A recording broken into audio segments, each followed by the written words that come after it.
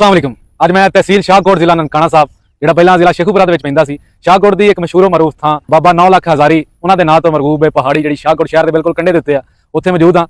ਬਾਬਾ 9 ਲੱਖ ਹਜ਼ਾਰੀ ਬਾਰੇ ਮਸ਼ਹੂਰ ਆ ਕਿ ਉਹਨਾਂ ਨੇ ਪਾਣੀ ਵਿੱਚ ਖੜ ਕੇ ਇੱਕ ਲੱਤ ਦੇ ਉੱਤੇ 9 ਲੱਖ ਵਾਰੀ ਕੁਰਾਨ ਪਾਕ ਪੜ੍ਹਿਆ ਸੀ ਤੇ ਦੂਆ ਇਸ ਪਹਾੜੀ ਦੇ ਉੱਤੇ ਬਿਲਕੁਲ ਉਹ ਕੋਨੇ ਤੇ ਸ਼ੇਰ ਤੇ ਬੱਕਰੀ ਨੇ ਇੱਕੋ ਪਿਆਲੇ ਦੇ ਵਿੱਚ ਪਾਣੀ ਪੀਤਾ ਸੀ।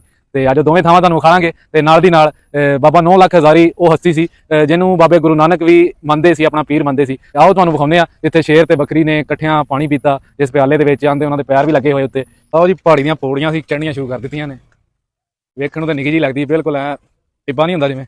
ਇਸ ਪਹਾੜੀ ਦੇ ਆਸੇ-ਪਾਸੇ ਪਾਣੀ ਦਾ ਬਹੁਤ ਵੱਡਾ ਤਲਾਬ ਹੈ, ਜਿਸ ਦੇ ਬਾਰੇ ਮਸ਼ਹੂਰ ਆ ਕਿ ਇਸ ਦੇ ਵਿੱਚ ਡਿੱਗੇ ਬੰਦੇ ਦੀ ਲਾਸ਼ ਨਹੀਂ ਲੱਭਦੀ। ਇਸ ਤਲਾਬ ਦਾ ਪਾਣੀ 300-400 ਫੁੱਟ ਤੱਕ ਡੂੰਘਾ ਹੈ ਤੇ ਇਹ ਤਲਾਬ ਅੱਜ ਤੱਕ ਨਹੀਂ ਸੁੱਕਿਆ। ਇਹ ਥੱਲੜਾ ਜ਼ਮੀਨੀ ਪਾਣੀ ਹੈ ਜਿਹੜਾ ਥੱਲੋਂ ਚਸ਼ਮੇ ਦੇ ਜ਼ਰੀਏ ਫੁੱਟਦਾ ਹੈ। ਪਾਣੀ ਦੂਰੋਂ ਵੇਖਿਆ ਤੇ ਮੈਲਾ ਲੱਗਦਾ ਹੈ, ਪਰ ਜਦੋਂ ਬੁੱਕ ਦੇ ਵਿੱਚ ਲਈਏ ਤੇ ਨਿਰਾ ਮੋਤੀ ਵਰਗਾ ਹੈ। ਤਲਾਬ ਵਾਲੀ ਇਹ ਥਾਂ ਪਹਿਲਾਂ ਬਹੁਤ ਉੱਚੇ ਪਹਾੜ ਸੀ, ਫਿਰ ਅੰਗਰੇਜ਼ਾਂ ਸੰਦਲਬਾਰ ਦੇ ਜੰਗਲ ਦਾ ਇਹ ਇਲਾਕਾ ਜਦੋਂ ਆਬਾਦ ਕੀਤਾ ਤੇ ਇਹਨਾਂ ਪਹਾੜਾਂ ਦੀ ਕਟਾਈ ਦਾ ਸਿਲਸਿਲਾ ਸ਼ੁਰੂ ਹੋਇਆ। ਇਹਨਾਂ ਪਹਾੜਾਂ ਨੂੰ ਕੱਟ ਕੇ ਸੜਕਾਂ ਤਮੀਰ ਕੀਤੀਆਂ ਗਈਆਂ। ਤਲਾਬ ਦਾ ਇਹ ਪਾਣੀ ਇੱਥੋਂ ਪਹਾੜਾਂ ਦੀ ਕਟਾਈ ਤੋਂ ਬਾਅਦ ਥੱਲੋਂ ਨਿਕਲਿਆ ਹੈ। ਪੀਰ ਮਰਾਦ ਅਲੀ ਸ਼ਾਹ ਅਲ ਮਰੂਫ ਬਾਬਾ 9 ਲੱਖ ਹਜ਼ਾਰੀ ਅੱਲਾ ਲੋਕ ਬਜ਼ੁਰਗ 12ਵੀਂ ਸਦੀ ਦੇ ਵਿੱਚ ਇਸਲਾਮ ਫੈਲਾਉਣ ਦੀ ਗਰਜ 'ਚ ਇਸ ਇਲਾਕੇ 'ਚ ਤਸ਼ਰੀਫ ਲਿਆਏ। ਜ਼ਾਤ ਦੇ ਸੈਯਦ ਸੀ, ਲੱਖਾਂ ਲੋਕਾਂ ਨੂੰ ਮੁਸਲਮਾਨ ਕੀਤਾ ਤੇ ਸ਼ਾਹਕੋਟ ਦਾ ਨਾਂ ਉਹਨਾਂ ਦੇ ਨਾਂ ਤੋਂ ਹੀ ਸ਼ਾਹਕੋਟ ਵੱਜਦਾ ਹੈ। ਉਹਨਾਂ 9 ਲੱਖ ਹਜ਼ਾਰ ਵਾਰੀ ਕੁਰਾਨ ਮਜੀਦ ਪੜ੍ਹਿਆ, ਇਸ ਕਰਕੇ ਉਹਨਾਂ ਨੂੰ 9 ਲੱਖ ਹਜ਼ਾਰੀ ਦਾ ਲਕਬ ਦਿੱਤਾ ਗਿਆ। ਉਹਨਾਂ ਦੀਆਂ ਕਰਾਮਾਤ ਵਿੱਚੋਂ ਸੀ ਕਿ ਉਹਨਾਂ ਨੇ ਸ਼ੇਰ ਤੇ ਬੱਕਰੀ ਨੂੰ ਇਕੱਠਿਆਂ ਇੱਕੋ ਥਾਂ ਇੱਕੋ ਪਿਆਲੇ 'ਚ ਉਹ ਸਾਹਮਣੇ ਵਾਲੇ ਪਹਾੜ ਤੇ ਪਾਣੀ ਪਿਆਇਆ ਤੇ ਅਮਨੋ ਮੁਹੱਬਤ ਦਾ ਪੈਗਾਮ ਦਿੱਤਾ।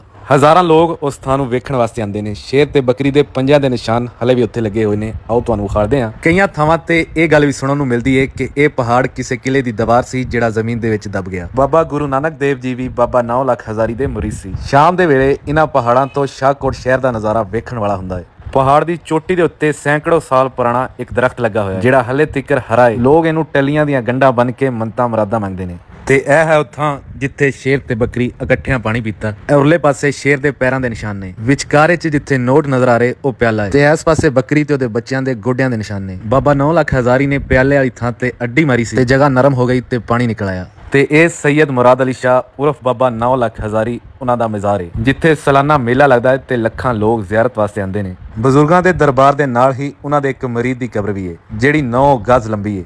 ਇਹਨਾਂ ਦਾ ਵੀ ਬਾਬਾ ਜੀ ਦੇ ਨਾਲ ਇਸਲਾਮ ਫੈਲਾਉਣ 'ਚ ਅਹਿਮ ਕਿਰਦਾਰ ਸੀ। ਇਹਨਾਂ ਦਾ ਨਾਮ ਸੈਯਦ ਸ਼ਰਫੁੱਦੀਨ ਉਰਫ ਬਾਬਾ 9 ਗਜ਼ਾ ਹੈ ਜਿਹੜਾ ਇਹਨਾਂ ਦੀ ਕੱਦ ਦੀ ਵਜ੍ਹਾ ਤੋਂ ਆਖਿਆ ਜਾਂਦਾ ਹੈ। ਬਾਬਾ 9 ਲੱਖ ਹਜ਼ਾਰੀ ਦੇ ਇੱਕ ਹੋਰ ਮਰੀਦ ਦੀ ਢੇਰੀ ਉਸ ਪਹਾੜੀ ਦੇ ਉੱਤੇ ਜੰਡ ਦੇ ਬੂਟੇ ਦੇ ਬਿਲਕੁਲ ਥੱਲੇ ਆ। ਬਾਕੀ ਗਲਤੀ ਕੁਤਾਈ ਮਾਫ ਤੇ ਵੀਡੀਓ ਨੂੰ ਸ਼ੇਅਰ ਜ਼ਰੂਰ ਕਰਿਆ ਜੇ।